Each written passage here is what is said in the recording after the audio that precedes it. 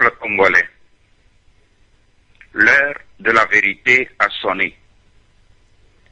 Depuis 2001, nous avons dénoncé l'imposture qui s'est installée au sommet de nos institutions après l'ignoble assassinat de Laurent Désiré Kabila. Les puissances du mal qui ont envahi notre pays, la République démocratique du Congo, en 1996, ont placé à la tête de notre pays un étranger, fait appeler frauduleusement Joseph Kabila. En 2006, malgré nos avertissements, nombreux parmi vous aviez opté pour engager dans un processus, vous engager dans un processus électoral que nous avions piégé d'avance par le pouvoir d'occupation. Et malgré la victoire du peuple congolais qui avait massivement choisi le fils du pays, Jean-Pierre Bemba pour ne pas le citer, cette victoire fut volée et confisquée par la force des armes, par le pouvoir d'occupation. Le cardinal Frédéric Etcho a payé de sa vie le courage d'avoir dénoncé haut et fort ce hold-up électoral au détriment du peuple congolais. Voilà qu'en 2011, la triste histoire se répète sous vos yeux.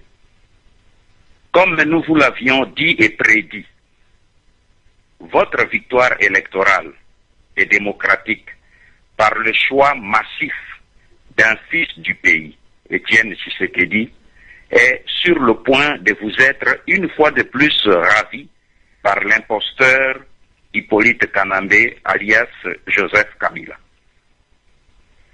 Peuple congolais, vous avez assez démontré votre volonté de libérer votre pays et de restaurer l'État par la démocratie.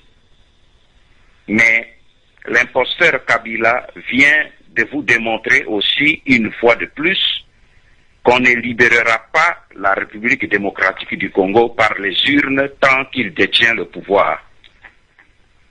L'heure est donc venue de vous lever et de vous assumer. Étudiants, écoliers, fonctionnaires, enseignants, parlementaires debout, jeunesse désœuvrée, maman maraîchère et maman au foyer, Congolaises et Congolais de la diaspora, levez-vous, unissez-vous pour chasser l'imposteur et arracher votre souveraineté. Je vous demande de ne pas vous attaquer aux étrangers ni à leurs biens. Ne touchez pas aux Africains, ne touchez pas aux Européens, ne touchez pas aux Américains ni aux Asiatiques qui ont choisi d'habiter chez nous. Montrons-nous plutôt dignes et ouverts au monde, mais avec courage. Bannissons la peur de la mort et de l'ennemi. Levons-nous, unissons-nous, ressortissants des 11 provinces et des 500 ethnies du Grand Congo. Comme un seul homme, chassons l'imposteur et ses mercenaires. C'est eux nos ennemis. Libérons-nous comme l'ont fait les peuples de Tunisie et d'Égypte. Battons-nous avec courage, comme le fait en ce moment le vaillant peuple de Syrie. Aux Congolais de la diaspora, vous qui avez allumé le feu du réveil patriotique au cœur du peuple congolais de l'intérieur du pays, vous qui êtes les catalyseurs de la lutte pour la libération de la RDC, maintenez allumé le flambeau. Emparez-vous dès cette semaine, très pacifiquement, de toutes les ambassades de la RDC là où vous vous trouvez. faites-le sans troubler l'ordre public et dans le respect strict des lois des pays d'accueil où vous vous trouvez. L'ambassade est notre territoire à l'étranger et la prise de notre territoire à l'extérieur est le symbole du combat que mène notre peuple à l'intérieur du pays à partir de cette semaine. Aux militaires et policiers congolais, FA-RDC, ex-FAZ, ex-MLC, ex-Tigre et Maïmaï. Où que vous soyez, à l'intérieur du pays, dans les pays frontaliers ou ailleurs, l'heure a sonné pour vous joindre à votre peuple, à tout le peuple congolais. Refusez de verser le sang de vos frères et de vos enfants. Nous savons que Kabila a fait confectionner des t-shirts UDPS à l'effigie de Tshisekedi et vous a distribué dans des camps militaires pour massacrer les populations quinoises et faire porter la responsabilité de ces crimes à l'opposition. Refusez de lui obéir. Nous savons que Kabila a convoqué tous les officiers congolais sans affectation jusqu'ici de se présenter dès ce lundi 5 décembre au QG en tenue militaire. C'est un piège pour couper une bonne partie des officiers congolais et les empêcher de rejoindre les patriotes et le peuple congolais en combat.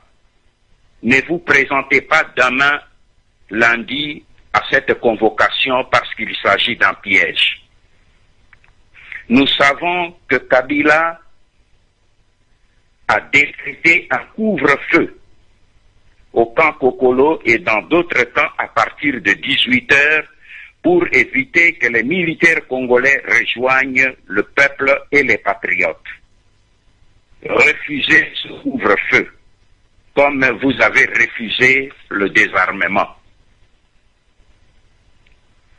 Nous nous adressons aux 3000 militaires congolais revenus de la formation en Chine et cantonnés à Kingakati dans la ferme de Kabila, avec pour mission de massacrer vos frères congolais de Kinshasa.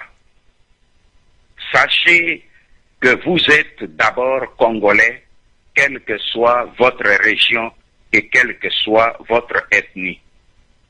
Refusez de verser le sang de vos frères, de vos sœurs, de vos pères et de vos mères. Aux militaires conducteurs de chars et blindés du camp Tchaki, ne tirez pas sur votre peuple. Tournez plutôt vos chars et vos blindés contre l'imposteur et ses mercenaires pour libérer votre peuple et votre pays. Aux chefs d'État africains et aux membres de la communauté internationale, vous savez, comme en 2006, que le peuple congolais vient d'exprimer massivement son choix pour mettre fin au pouvoir de l'imposture et d'occupation de Joseph Kabila, alias Kanambe. Vous savez que l'imposteur Joseph Kabila se prépare à détourner et à confisquer une fois de plus cette victoire par la force des armes comme il l'a fait en 2006. Pour preuve, plusieurs chancelleries occidentales ont déjà pris toutes les précautions pour évacuer leurs ressortissants en vue de les mettre à l'abri de la barbarie de Joseph Kabila qui a inondé notre pays et notre capitale d'armes et de mercenaires en vue d'un nouveau bain de sang. Nous vous demandons donc, de ne pas entraver l'élan du peuple congolais à se libérer et à jouir de sa souveraineté comme tous les autres peuples du monde. Le peuple congolais a lui aussi droit à la dignité, à la souveraineté et à la liberté comme vos peuples respectifs. Debout, peuple congolais. Debout, jeunesse congolaise. Debout, patriotes congolais. Debout, militaires et politiciens congolais de tous bords.